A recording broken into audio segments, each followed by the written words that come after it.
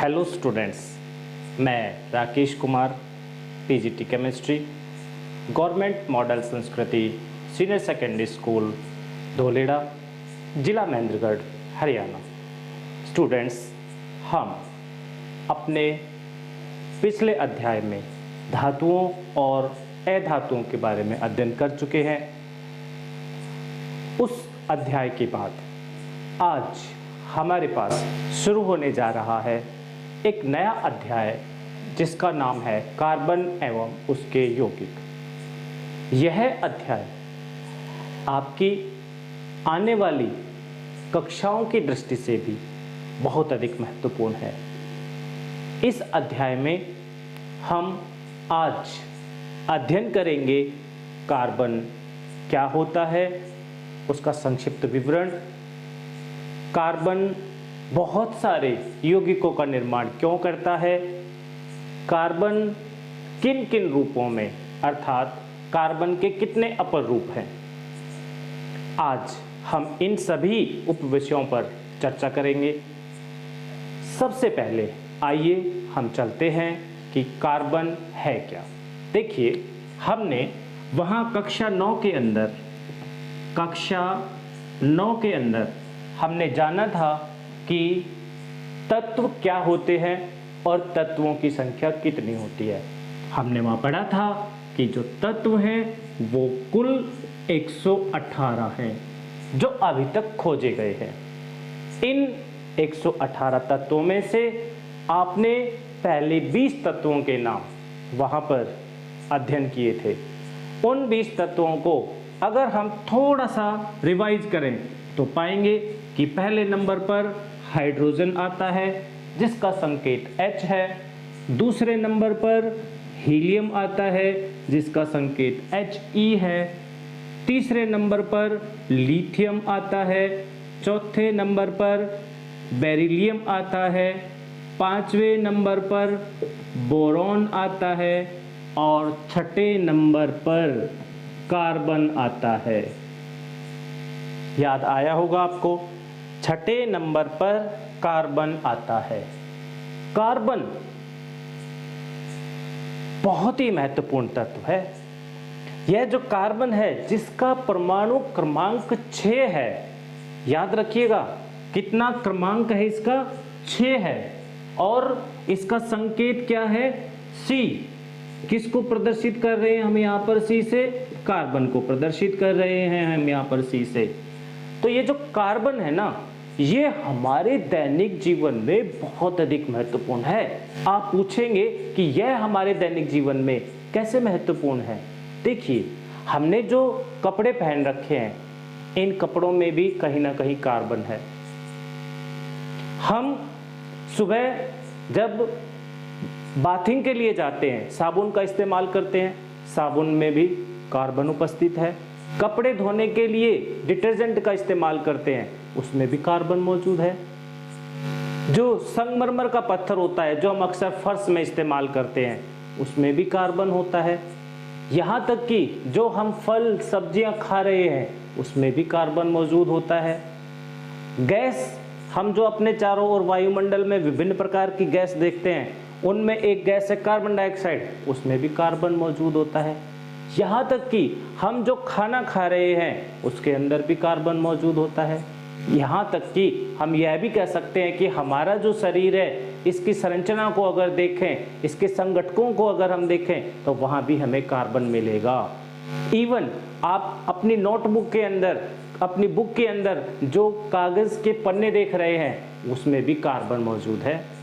कोयला तो आप सबने देखा ही है, कोयला जिसको जलाने पर हमें ऊष्मा मिलती है, बहुत सारे उद्योग धंधों के अंदर इसका इस्तेमाल होता है, इसमें भी कार्बन होता है।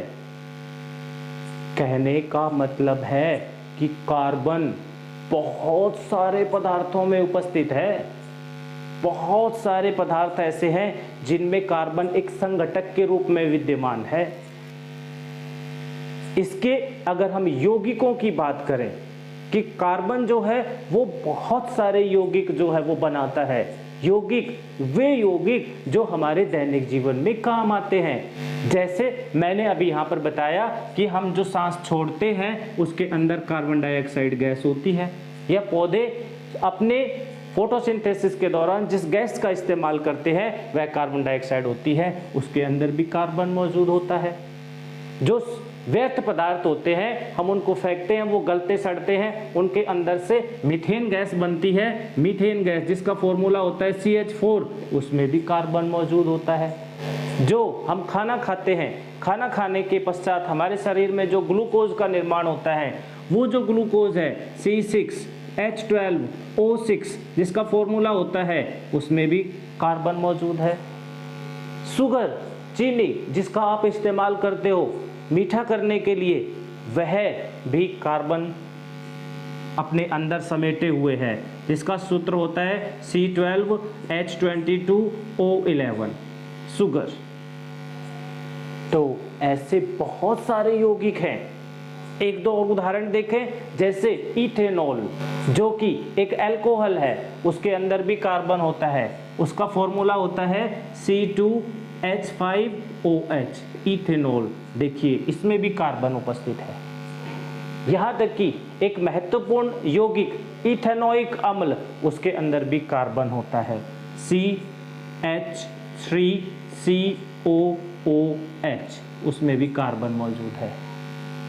तो ऐसे अनगिनत यौगिक हैं जिनमें कार्बन एक संघटक के रूप में विद्यमान होता है। तो कुल मिलाकर के हम ये कह सकते हैं कि कार्बन जो तत्व है वह बहुत सारे पदार्थों में बहुत सारे यौगिकों का निर्माण करता है। देखिए कार्बन जो बहुत सारे यौगिकों का निर्माण करता है वह क्यों करता है, ऐसा उसके अंदर क्या है कि वह इतने सारे यौगिकों का निर्माण करता है। ऐसे यौगिक जो कार्बन निर्माण कर रहा है, जैसा कि मीथेन था, ऐसे 5 मिलियन से भी ज्यादा यौगिक हैं। ये यौगिक कम संख्या में नहीं है, बहुत बड़ी संख्या है। इतने सारे यौगिकों को हम कैसे याद करेंगे, हम कैसे समझेंगे? उसके लिए जो रसायन विज्ञान है अर्थात केमिस्ट्री है, उसकी एक अलग से शाखा बना दी गई है। उस शाखा को हम बोलते हैं ऑर्गेनिक केमिस्ट्री। याद रखिएगा ऑर्गेनिक केमिस्ट्री क्या होती है। ऑर्गेनिक केमिस्ट्री विज्ञान की, रसायन विज्ञान की वह शाखा होती है जिसमें हम कार्बन और उसके यौगिकों के बारे में अध्ययन करते हैं। The branch of chemistry in which we deals with the study of carbon and its compounds। तो ऑर्गेनिक केमिस्ट्री अर्थात कार्बनिक रसायन विज्ञान, कार्बन के 5 मिलियन से भी ज्यादा यौगिक बनाने की वजह से एक अलग शाखा बनाई गई है। ऐसे यौगिक जिनके अंदर कार्बन एक संघटक के रूप में विद्यमान होता है, उन यौगिकों को हम बोलते हैं कार्बनिक यौगिक अर्थात ऑर्गेनिक कंपाउंड। कौन से कंपाउंड होते हैं वो? ऑर्गेनिक कंपाउंड कहते हैं हम उनको, ऑर्गेनिक कंपाउंड अर्थात कार्बनिक यौगिक। अब यहाँ पर हमारे पास एक प्रश्न आता है कि कार्बन एक ऐसा तत्व जो 5 मिलियन से भी ज्यादा यौगिकों का निर्माण कर रहा है, वह ऐसा क्यों कर रहा है? उसके अंदर ऐसी क्या विशेष बात है कि कार्बन अकेला 5 मिलियन से भी ज्यादा कंपाउंडों का अर्थात यौगिकों का निर्माण कर रहा है, जबकि बाकी जो दूसरे तत्व हैं ऐसा नहीं करते। इतनी सारी मात्रा में कोई अन्य तत्व और यौगिकों का निर्माण नहीं कर पाता जितना कार्बन कर पा रहा है। इसके पीछे कौन सा कारण है? उसका पहला कारण है नंबर एक कारण है इसमें कार्बन की चतुर्संयोजकता। कार्बन की चतुर्संयोजकता,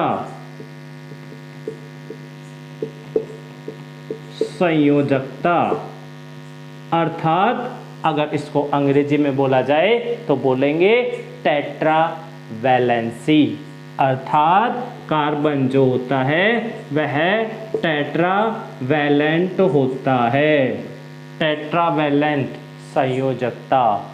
अभी अभी हमने अध्ययन किया था कि कार्बन जो होता है उसका परमाणु क्रमांक 6 होता है, उसके अंदर जो इलेक्ट्रॉनों का वितरण है, हमने देखा कि पहले कक्ष के अंदर 2 इलेक्ट्रॉन आ रहे थे और दूसरे कक्ष के अंदर जो उसका बाहर वाला कक्ष भी है उसके अंदर 4 इलेक्ट्रॉन आ रहे थे।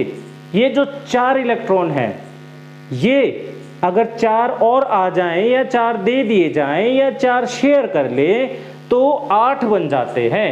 लेकिन कार्बन ना तो 4 देता है ना लेता है, बल्कि शेयर करता है। शेयर भी 1 इलेक्ट्रॉन भी कर सकता है, 2 भी कर सकता है, 3 भी कर सकता है, 4 तक करता है। और ऐसे बहुत कम तत्व हैं जिनकी संयोजकता 4 हो, अर्थात जो 4 अलग अलग आबंध बना पाए दूसरे तत्वों के साथ। कार्बन उन तत्वों में से है जिनकी संयोजकता 4 है। 4 संयोजकता होने का मतलब है कि जो कार्बन का परमाणु है वह 4 अलग अलग आबंध भी बना सकता है, 4 एक जैसे परमाणुओं के साथ भी आबंध बना सकता है। 4 अलग अलग, कहीं पर हाइड्रोजन के साथ भी बना सकता है, कहीं पर ब्रोमीन के साथ भी बना सकता है, कहीं पे क्लोरीन के साथ भी बना सकता है, कहीं पे फ्लोरीन के साथ भी बना सकता है। कहने का मतलब है कि अलग अलग परमाणु भी जुड़ सकते हैं इनसे और एक जैसे परमाणु भी जुड़ सकते हैं। ये देखिए, अभी हमने मीथेन का जो सूत्र देखा था। ऐसा करने वाले बहुत ही कम तत्व हैं और कार्बन उनमें से एक है। तो ये इसकी जो इलेक्ट्रॉनिक वितरण है, इलेक्ट्रॉनिक कॉन्फ़िगरेशन है, उसके कारण है। और यह एक विशेष गुण है कि 4 संयोजकता है इसकी। 4 संयोजकता होने की वजह से ये बहुत सारे यौगिकों का निर्माण करता है। तो आपसे पूछा जाए कि कार्बन बहुत सारे यौगिकों का निर्माण क्यों करता है, आप बताएंगे कार्बन बहुत सारे यौगिकों का निर्माण इसलिए करता है क्योंकि उसकी संयोजकता 4 है, टेट्रावैलेंट है, टेट्रावैलेंसी शो करता है, अर्थात 4 अलग अलग के परमाणुओं से भी जुड़ सकता है, एक जैसे परमाणुओं से भी जुड़ सकता है। तो ये विशेष जो गुण है कार्बन के अंदर मौजूद है। दूसरा कारण देखते हैं। दूसरा जो गुण है वह है श्रृंखलन। श्रृंखलन, इसको बोलते हैं हम कैटिनेशन। कैटिनेशन ये इसके अंदर सभी तत्वों से अलग पाए जाने वाला गुण है जो बहुत अधिक मात्रा में मौजूद होता है। श्रृंखलन आपको नाम से पता चल रहा होगा, श्रृंख अर्थात श्रृंखला, श्रृंखला चेन, चेन बन जाना, श्रृंखला बन जाना, इसके अंदर श्रृंखला बनाने का गुण होता है। जैसे एक चेन होती है, एक चेन के अंदर एक कड़ी, दूसरी कड़ी, तीसरी कड़ी, चौथी कड़ी, पांचवी कड़ी जुड़ते चली जाती है और एक चेन बन जाती है। ऐसा ही गुण कार्बन के अंदर भी है, श्रृंखलन कहते हैं उस गुण को। क्या है वह गुण? इसकी तरह एक कार्बन का परमाणु दूसरे कार्बन के परमाणु से जुड़ सकता है, दूसरा कार्बन का परमाणु तीसरे कार्बन के परमाणु से जुड़ सकता है, तीसरा चौथे से, पांचवे से, छठे से और असीमित बार जुड़ सकता है। ऐसा करने वाले दूसरे तत्व तो नहीं है जो इतनी लंबी श्रृंखला बना दें। कार्बन के अंदर ये विशेष गुण है। इस गुण को कैटिनेशन बोलते हैं।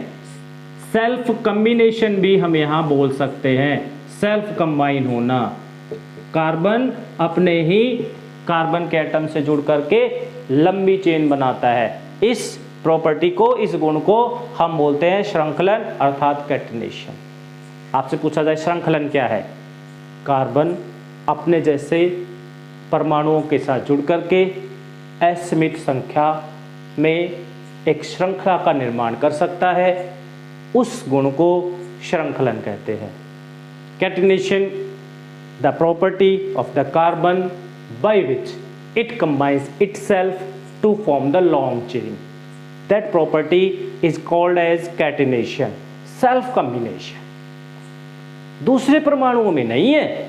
अगर हम यहाँ पर बात करें क्लोरीन की, क्लोरीन एक बार जुड़ेगा और Cl2 बनाएगा, Cl3 भी नहीं बनेगा, Cl4 भी नहीं बनेगा, है ना। अगर हम हाइड्रोजन की बात करें तो हाइड्रोजन एक बार जुड़ेगा और H2 बना देगा, H3 भी नहीं बनेगा, H4 भी नहीं बनेगा, H5 भी नहीं बनेगा।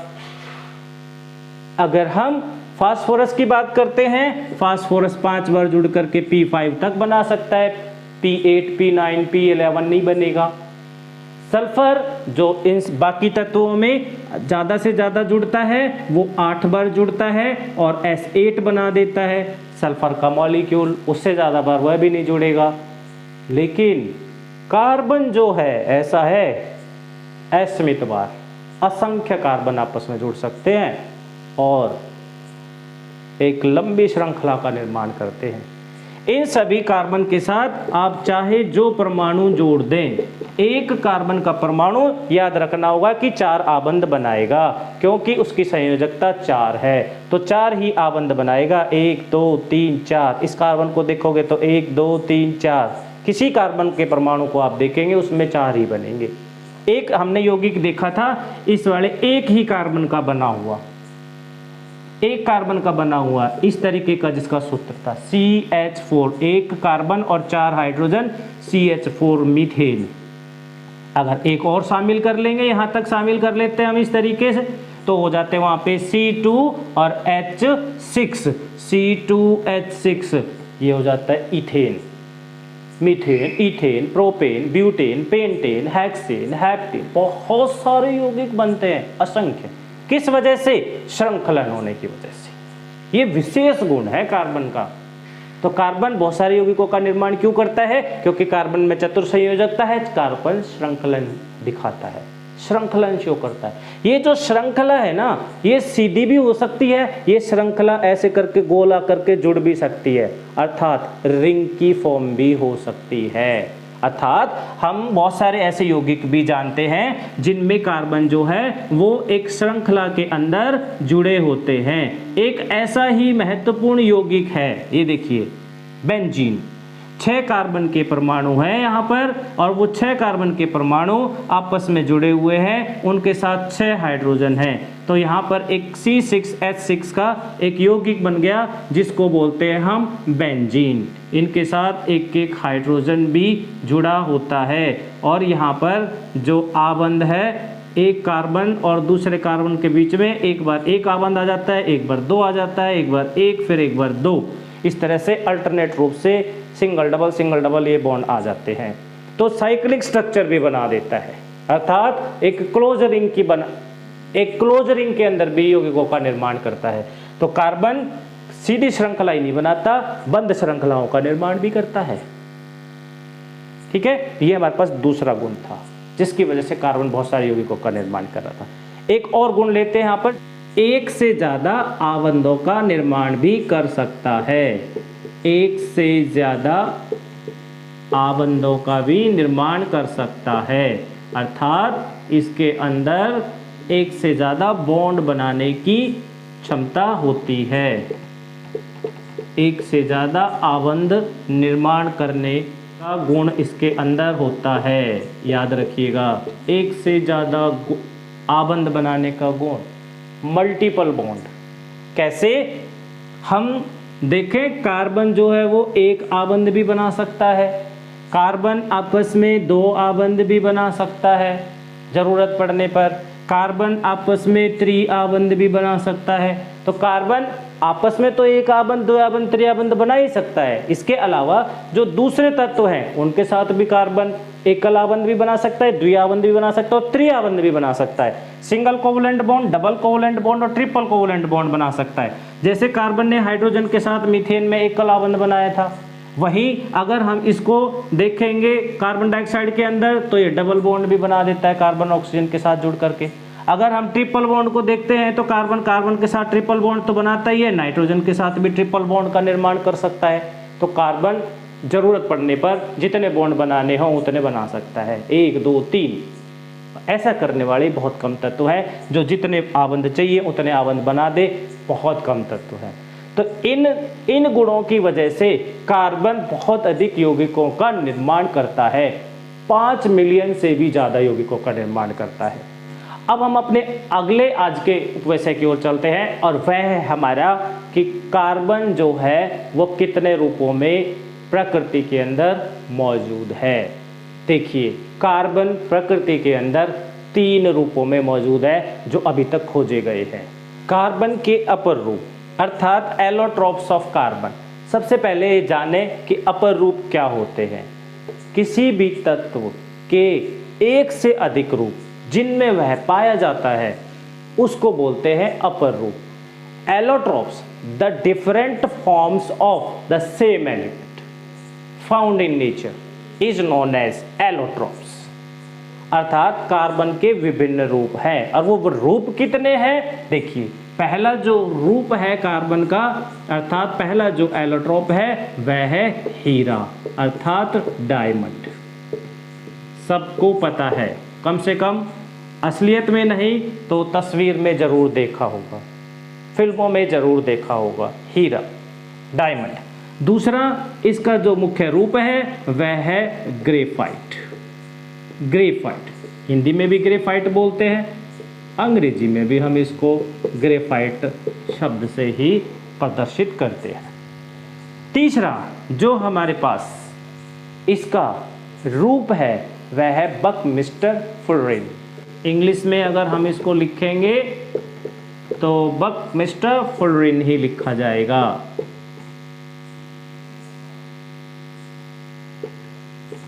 ये देखिए बकमिस्टर फुलरिन, ये तीन रूप है हमारे पास, डायमंड, ग्रेफाइट, बकमिस्टर फुलरिन। इन तीन रूपों में, तीन फॉर्म्स में कार्बन उपलब्ध है प्रकृति के अंदर। सबसे पहले देखते हैं हीरा अर्थात डायमंड। इसके हम सबसे पहले गुणों का अध्ययन करते हैं कि इसके प्रमुख गुण कौन कौन से हैं। देखिए पहला गुण यह है रंगहीन पारदर्शी होता है। कोई रंग नहीं होता प्योर हीरे का, और पारदर्शी होता है। आपको याद रखना है हीरा जो होता है, जो शुद्ध हीरा है वह रंगहीन होगा, वह पारदर्शी होगा, अर्थात इसके आर पार हम देख सकते हैं। रंगहीन है, पारदर्शी है, ठीक है। दूसरा गुण, हीरा जो होता है वो अत्यंत कठोर होता है। क्या होता है? अत्यंत कठोर होता है, हार्ड होता है। It is hardest substance in the nature, जो नेचुरली अकरिंग है, हार्डेस्ट सब्सटेंस है, कठोर पदार्थ है। इतना कठोर है कि इसका उपयोग हम जब जमीन के अंदर पानी को ढूंढने के लिए, तेल को निकालने के लिए छिद्र बनाते हैं, छेद करते हैं जमीन में, और बीच में कोई चट्टान आ जाती है, पत्थर आ जाता है, उसको काटने के लिए भी हम इस डायमंड का उपयोग करते हैं। इतना कठोर है, पत्थर तक को काट देता है, कांच तक को काट देता है ना। तो ये बहुत ही कठोर होता है, अत्यंत कठोर होता है। तीसरा गुण, हीरा जो होता है वह विद्युत धारा का या फिर ऊष्मा का कतई चालन नहीं करता। यह कुचालक होता है। किसका? विद्युत धारा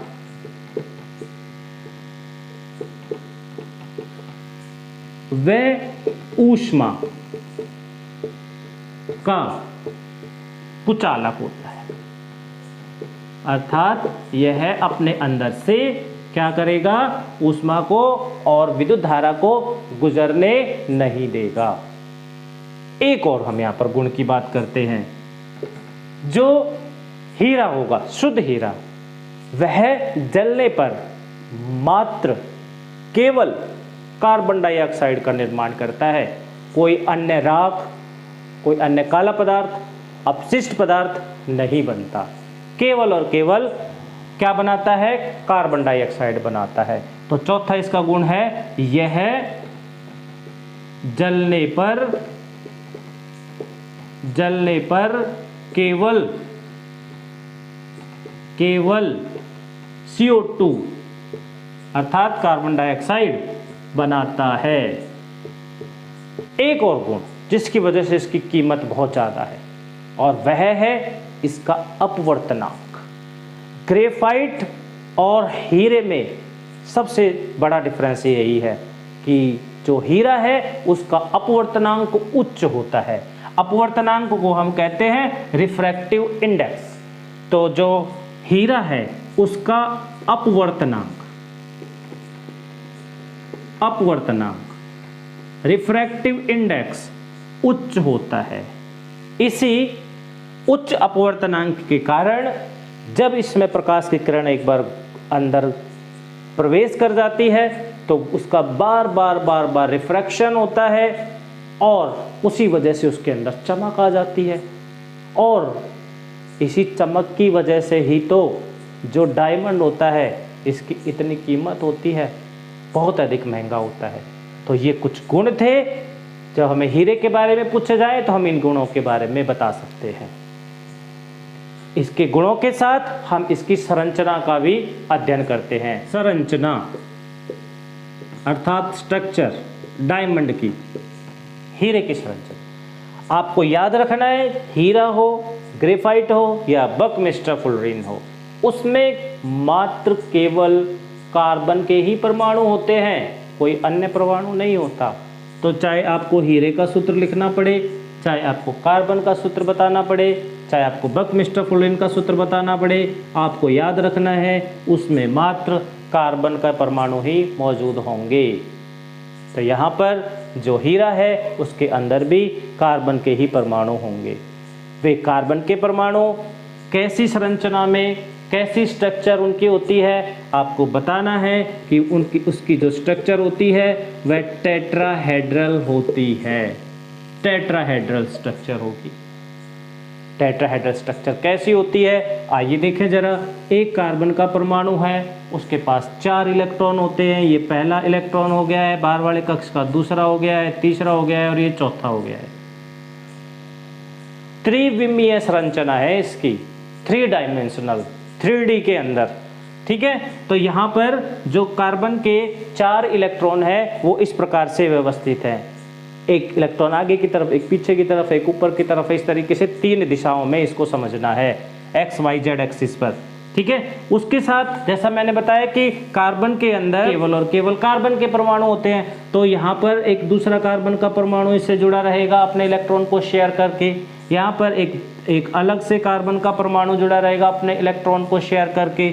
4 यहाँ पर इसके इलेक्ट्रॉन थे और चारों इलेक्ट्रॉन से 4 कार्बन के परमाणु अपने अपने इलेक्ट्रॉन शेयर करके बॉन्ड बना देंगे, अर्थात आबंध बना देंगे। ये वाला जो दूसरा कार्बन का परमाणु है इसके साथ इलेक्ट्रॉन शेयर करके ये आबंध बना देगा, बॉन्ड बना देगा। और जो इलेक्ट्रॉन शेयर करने से बॉन्ड बनता है वह कैसा बॉन्ड होता है, सहसंयोजी बॉन्ड होता है, अर्थात कोवलेंट बॉन्ड होता है। तो डायमंड के अंदर जो कार्बन कार्बन के बीच में जो बॉन्ड होता है वह कोवलेंट बॉन्ड होता है, अर्थात सहसंयोजी आबंध होता है। इस प्रकार से एक कार्बन का परमाणु 4 सहसंयोजी आबंधों का 4 कार्बन के परमाणुओं के साथ निर्माण करता है। 4 वहां पर सहसंयोजी आबंध बना देते हैं, ठीक है। यही हमारे पास डायमंड के अणु के एक छोटे से भाग की संरचना है। डायमंड की जो स्ट्रक्चर होगी वो जॉइंट स्ट्रक्चर है, अर्थात एक विकराल रूप की संरचना है, एक बहुत ही जटिल अणु की संरचना है। पहले हम इसके एक छोटे से रूप की संरचना देख लेते हैं कि किस प्रकार की होती है।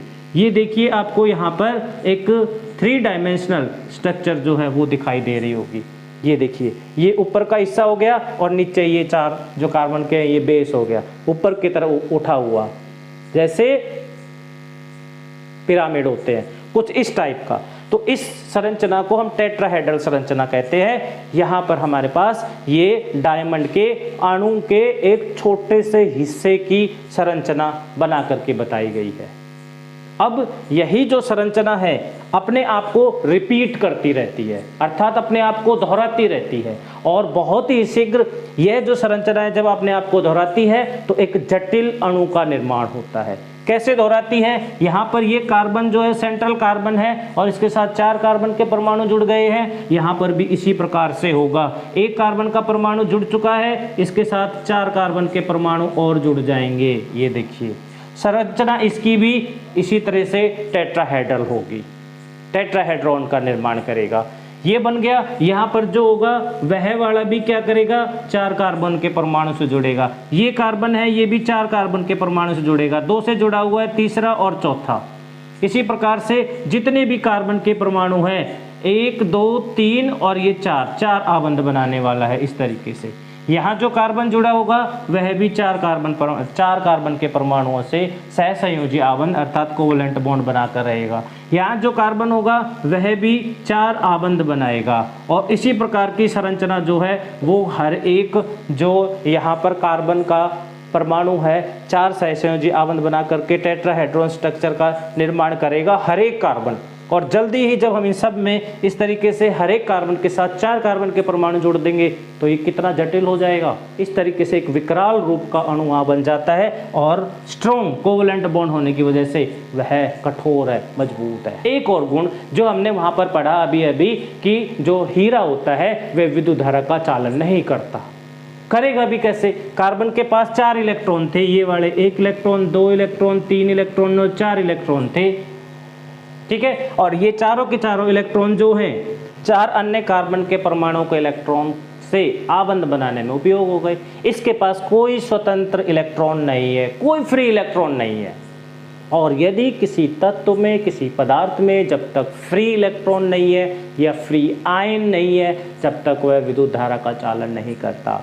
विद्युत धारा के चालन के लिए या तो इलेक्ट्रॉनों का स्वतंत्र होना, फ्री होना आवश्यक है, या आयन फ्री होने जरूरी है। यहाँ पर वही दोनों कारण उपलब्ध नहीं है। ना तो इलेक्ट्रॉन फ्री है, यहाँ पर कोई भी इलेक्ट्रॉन एक भी नहीं बचा, सारे के सारे उपयोग हो गए आवंत बनाने में। और जब फ्री इलेक्ट्रॉन नहीं है और आयन बनाने का तो इसका कोई कारण ही नहीं है, क्योंकि सहसंयोजी आवंत बनाता है। तो दोनों ही यहाँ पर कारक जो विद्युत धारा का चालन करते हैं, आयन और इलेक्ट्रॉन, दोनों उपलब्ध नहीं है। इसलिए जो डायमंड है, हीरा है, वह विद्युत धारा का चालन नहीं करता, ठीक है। आइए अब हम इसके कुछ उपयोगों को जान लेते हैं कि जो डायमंड है वह कहाँ उपयोग होता है। आपको सबको पता है, एक उपयोग तो सभी को पता है कि जो डायमंड है, हीरा है, वह ज्वेलरी के अंदर इस्तेमाल होता है, आभूषण बनाने में इस्तेमाल होता है। दूसरा, जो डायमंड है उसका उपयोग हम किसके अंदर, कटिंग और ड्रिलिंग मशीन जो होती है, काटने वाली, छेद करने वाली जो मशीन होती है, उनके नॉब के ऊपर हम डायमंड को विशेष रूप से कट करके लगा के रखते हैं। कांच काटने वाले होते हैं, उनके पास एक पेन जैसा यंत्र होता है, उसके नॉब पे डायमंड का एक छोटा सा पार्ट लगा देते हैं और वो कांच को केवल लाइनिंग करके ही काट देता है। एक और उपयोग बता सकते हैं कि डायमंड का उपयोग साज सज्जा के अंदर सजाने के लिए भी इस्तेमाल में लाते हैं। यह था हमारा पहला रूप कार्बन का डायमंड। अब हम चलते हैं कार्बन के दूसरे रूप अर्थात ग्रेफाइट की ओर। ग्रेफाइट यह भी कार्बन का रूप है। इसके अंदर भी अगर हम देखेंगे तो केवल और केवल मात्र कार्बन के ही परमाणु मौजूद होते हैं। इसके गुणों के बारे में हम सबसे पहले बात करते हैं कि ग्रेफाइट के अंदर कौन कौन से गुण विद्यमान होते हैं। चलिए, पहला गुण यह अपारदर्शी होता है। कैसा है? अपारदर्शी है। अपारदर्शी का मतलब है कि हम इसके आर पार नहीं देख सकते। कलरलेस नहीं है, ये रंगहीन नहीं है, काले रंग का होता है। हम यहाँ पर बता देंगे अपारदर्शी होता है वह काले रंग का होता है। दूसरा गुण देखते हैं इसका। यह जो होता है ठोस होता है परंतु चिकना होता है। ठोस, सॉलिड एंड स्लिपरी। ठोस होता है और चिकना होता है। तीसरा, यह विद्युत धारा का चालन करता है, सुचालक है, विद्युत धारा का सुचालक है। विद्युत धारा का चालक है, विद्युत धारा को अपने अंदर से गुजरने देता है। अगला गुण नंबर 4, ग्रेफाइट का जो द्रव्यनांक होता है वह उच्च होता है, उच्च द्रव्यनांक होता है, लेकिन डायमंड से कम होता है।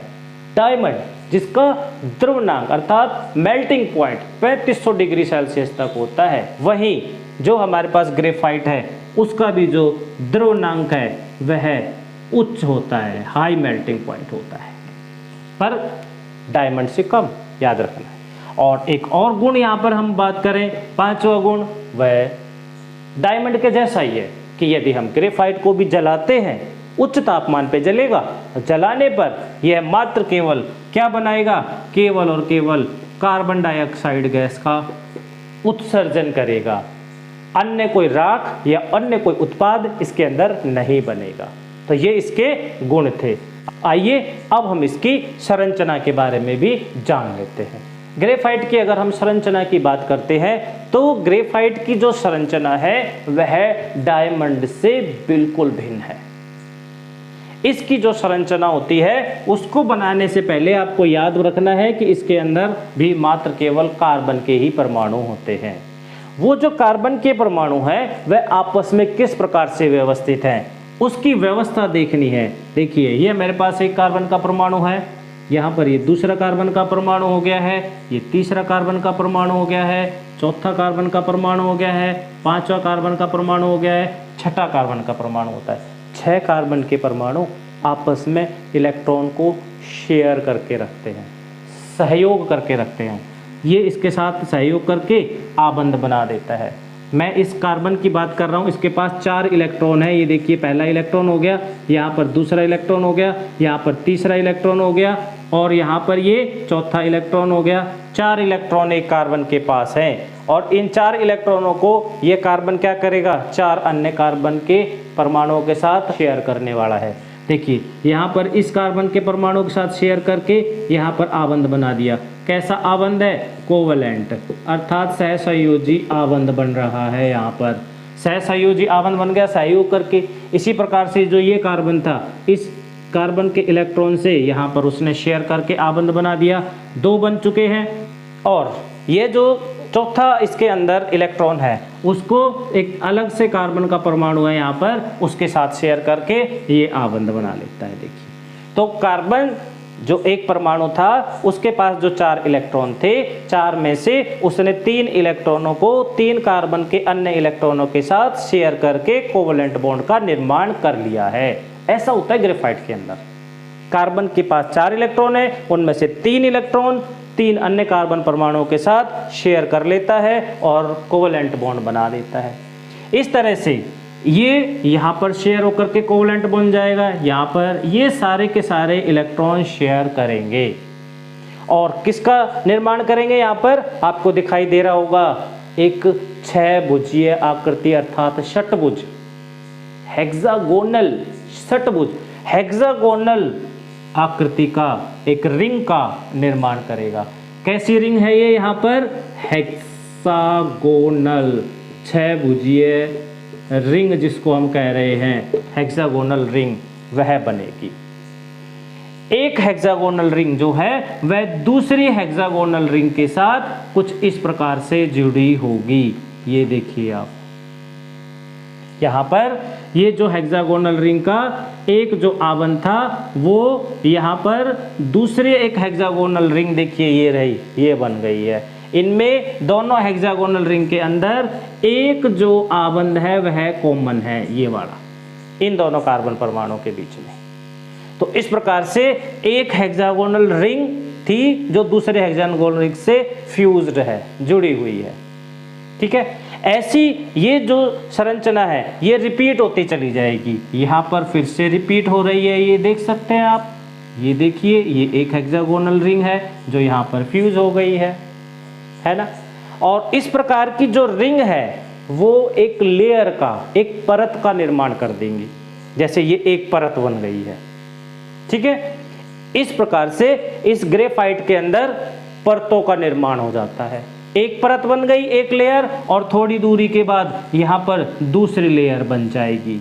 ये जो दूसरी लेयर है ये बन गई है, यहाँ पर मैंने इसको रफली बना दिया है। ठीक है, अब क्या होता है कि इस लेयर, पहले वाली लेयर और उससे नीचे वाली लेयर या उससे ऊपर वाली लेयर, ऐसे बहुत सारी लेयर बन जाएंगी और उन लेयर के बीच में एक फोर्स ऑफ अट्रैक्शन, एक आकर्षण बल काम करता है। वो जो एक आकर्षण बल काम करता है यहाँ पर इन दोनों लेयर्स के बीच में, उसको बोलते हैं हम weak van der Waals force. Weak van der Waals force कहते हैं हम उसको, weak van der Waals force. Van der Waal scientist का नाम है और उन्होंने इस फोर्स के बारे में बताया था कि ये जो यहाँ पर इस लेयर और इस लेयर के बीच में एक अट्रैक्शन होती है। ये देखिए, इसको मैंने डॉट डॉट डॉट से दिखा दिया है। ये देखिए इस तरीके से यहाँ पर भी अट्रैक्शन होगी, यहाँ पर भी अट्रैक्शन होगी, और ये वीक होती है, बहुत कमज़ोर होती है। इसमें बहुत ज़्यादा ताकत नहीं होती जो इनके बीच में जो बल लग रहा है, इसको हम वीक वांडर वाल फोर्स कहते हैं। इस बल की वजह से ही एक लेयर दूसरी लेयर के साथ संपर्क में रहती है, एक लेयर दूसरी लेयर के साथ संपर्क में रहती है, दूसरे के ऊपर तीसरी लेयर संपर्क में रहती है, अर्थात जुड़े रहते हैं। लेकिन अगर हम थोड़ा सा बल लगाएं तो एक लेयर दूसरी लेयर के ऊपर से हट भी जाएगी, अर्थात फिसल जाएगी। और ये जो वीक वंडरवाल फोर्स है, इस वीक वंडरवाल फोर्स की वजह से ग्रेफाइट के अंदर चिकनापन होता है, स्लिपरीनेस होती है, एक परत दूसरी परत के ऊपर फिसल जाती है। 1% यहाँ पर यह बनता है कि जो ग्रेफाइट होता है वो विद्युत का चालन करता है, जबकि डायमंड हीरा नहीं करता। तो ग्रेफाइट विद्युत का चालन क्यों कर रहा है? बिल्कुल सामने आपको नजर आ रहा होगा कि इस कार्बन एटम के पास 4 इलेक्ट्रॉन थे, जिसमें उसने 3 इलेक्ट्रॉन तो अपने 3 आबंध बना लिए, लेकिन 1 इलेक्ट्रॉन यहाँ पर स्वतंत्र बचा हुआ है, ये वाला इलेक्ट्रॉन। 1 2 3 4 इलेक्ट्रॉन है, जिसमें से 1 इलेक्ट्रॉन, ये वाले जिस इलेक्ट्रॉन की मैं बात कर रहा हूँ, बिल्कुल फ्री है, स्वतंत्र है। ये इलेक्ट्रॉन क्या करेगा? जब भी विद्युत धारा का चालन करना होगा ये उपलब्ध रहेगा, ये उस विद्युत धारा को लेकर के चला जाएगा एक सिरे से दूसरे सिरे तक। अर्थात जो ग्रेफाइट है वो विद्युत का चालन क्यों करता है? आपको जवाब देना है कि ग्रेफाइट में जो कार्बन के परमाणु होते हैं उनके पास 4 इलेक्ट्रॉन होते हैं, 4 इलेक्ट्रॉन में से 3 इलेक्ट्रॉन वह आबंध बनाने में उपयोग कर लेता है, जबकि 1 इलेक्ट्रॉन जो है वह स्वतंत्र बचता है, जो विद्युत धारा का चालन करता है। तो ये थे हमारे पास ग्रेफाइट की संरचना कैसी होती है। आइए इसके हम उपयोग जान लें। ग्रेफाइट का उपयोग पेंसिल के लेड में होता है। ग्रेफाइट का उपयोग ड्राई सेल जो होते हैं उनको बनाने में होता है ना। ग्रेफाइट का उपयोग मशीनों के अंदर जो भाग एक दूसरे के ऊपर घर्षण करते हैं उनके बीच में स्नेहक के रूप में होता है, खासकर उन मशीनों के भाग में जहाँ उनको सूखा रखने की आवश्यकता होती है, वहाँ पर इसको स्नेहक के रूप में इस्तेमाल किया जाता है। ठीक है, चलिए अब हम चलते हैं अपने तीसरे अपर रूप की ओर, और वो है बकमिस्टर फुलरिन। बकमिस्टर फुलरिन यह भी केवल मात्र कार्बन के परमाणुओं से जुड़ा होता है। जैसा आपको पहले बताया गया कि इसकी खोज बहुत समय पहले नहीं, कुछ सालों पहले हुई है, इसलिए इसके गुणों के बारे में ज़्यादा अभी अध्ययन नहीं किया गया है। लेकिन जो भी गुण इसके हमने अभी तक देखे हैं, खोज किए गए हैं, इसके गुण हीरे और ग्रेफाइट दोनों के बीच के हैं। कुछ गुण इसके हीरे की तरह है, कुछ गुण इसके ग्रेफाइट की तरह है। ठीक है, आती है इसकी संरचना की बात। जो बकमिस्टर फुलरिन है उसमें जो सबसे इंपॉर्टेंट फुलरिन है वो है C60। C60 के नाम से भी जानते हैं बकमिस्टर फुलरिन। इसका जो नाम है बकमिस्टर फुलरिन, ये क्यों पड़ा? अमेरिका के अंदर एक आर्किटेक्ट हैं जिनका नाम था बकमिस्टर फुलर। उसने एक बिल्डिंग का निर्माण किया था जिसकी संरचना इस कार्बन के अपर रूप अर्थात C60 वाले अपर रूप से सेम मिलती है। उसके नाम से ही इसका नाम बकमिस्टर फुलरिन पड़ गया। ठीक है, ये जो C60 है इसके अंदर कार्बन के 60 परमाणु हैं। वो 60 परमाणु 2 प्रकार की संरचनाओं से जुड़े होते हैं। किस प्रकार की संरचना होती है? उनके अंदर या तो हेक्सागोन होते हैं इस तरीके से, या पेंटागोन होते हैं इस तरीके के पेंटागोन। हेक्सागोन, पेंटागोन ये आपस में जुड़ते चले जाते हैं और जुड़ करके एक गोल संरचना, एक फुटबॉल के आकृति जैसी संरचना, आपने देखा होगा ना फुटबॉल, आप उसके अंदर देखना, फुटबॉल के अंदर जो संरचना है वो तो या तो आपको हेक्सागोन मिलती है या पेंटागोन मिलती है। तो यहाँ पर इस प्रकार से इसके अंदर या तो हेक्सागोन या पेंटागोन इस प्रकार से जुड़ी हुई रहती है।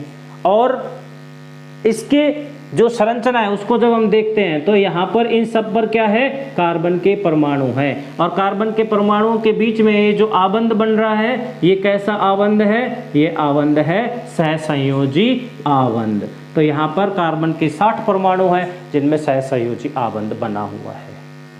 इस संरचना में 20 हेक्सागोन होते हैं। ये जो संरचना है ये इस प्रकार की C60 के अंदर 20 संरचना होंगी, अर्थात उसके अंदर 20 हेक्सागोनल रिंग होंगी।